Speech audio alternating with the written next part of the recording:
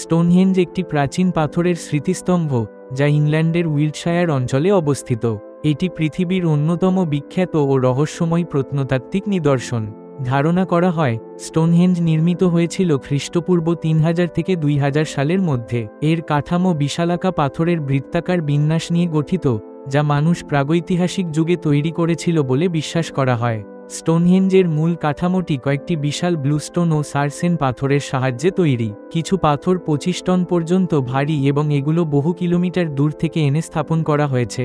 এত ভারী পাথর কিভাবে স্থানান্তর করা হয়েছিল তা আজও গবেষকদের জন্য এক রহস্য। অনেকে মনে করেন পাথরগুলো গড়িয়ে ও কাঠের সহায়তায় আনা হয়েছে। স্টোনহেঞ্জের উদ্দেশ্য নিয়ে বহু তত্ত্ব রয়েছে। কেউ কেউ বলেন এটি ছিল একটি ধর্মীয় উপাসনাস্থল, আবার কেউ মনে করেন এটি সূর্য ও চন্দ্রপথ নির্ধারণের জন্য ব্যবহৃত জ্যোতির্বিদ্যামূলক একটি ক্যালেন্ডার। গ্রীষ্মের অয়নান্তে সামার সলস্টিস সূর্যোদয় সরাসরি প্রধান পাথরের মাঝখান দিয়ে দেখা যায়, যা এর জ্যোতির্বিজ্ঞান সংক্রান্ত ব্যবহারের প্রমাণ হতে পারে। স্টোনহেঞ্জকে ঘিরে বিভিন্ন পৌরাণিক কাহিনীও প্রচলিত। কেউ আবার মনে করেন এটি এলিয়েনদের তৈরি।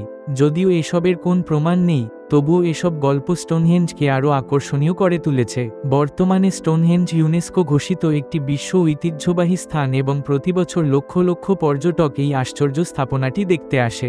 এটি শুধু একটি প্রাচীন স্থাপত্য নয়, বরং মানব সভ্যতার প্রারম্ভিক যুগের কল্পনাশক্তি, প্রযুক্তি ও সংস্কৃতির এক অপূর্ব নিদর্শন। স্টোনহেঞ্জ আজও এক রহস্যময় প্রত্নতাত্ত্বিক বিস্ময়। হাজার বছর পরও এটি মানুষকে মোহিত করে রেখেছে তার ইতিহাস ও গঠনশৈলীতে।